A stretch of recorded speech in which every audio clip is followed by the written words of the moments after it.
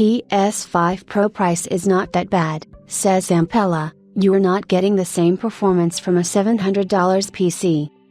Yesterday, Vince Zampella, head of Respawn and manager of the Battlefield franchise, took the opportunity to discuss the recent announcement of the PS5 Pro in his interview with IGN about the next Battlefield game.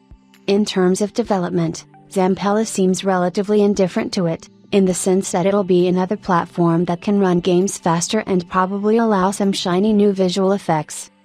I mean, we're not out yet, so does it really help us? Not right now. Can we do cooler things on it? Sure. I guess we'll see. As we see what the adoption is, we'll see how much it really affects us. We have to make a game that runs on everything, so it'll just be like, what can we plus up on something like that, pun intended. Zampella's thoughts on the pricing are much more interesting. The executive said that the PS5 Pro pricing, while shocking at first, ultimately makes sense. I think it's expected, and anything that gets us better performance for the people that really love it. To me, it's an amazing thing. I was watching something on it where the price, where they look at is it the most expensive? And it really isn't. If you go back, some of the older consoles were just as expensive and probably adjusted for inflation were probably more.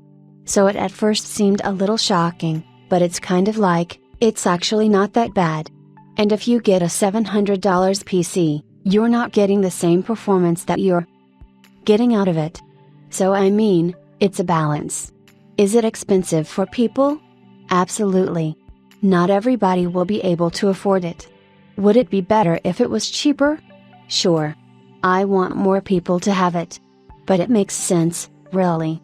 The console's pricing has been a hot topic ever since Sony announced the PS5 Pro last week.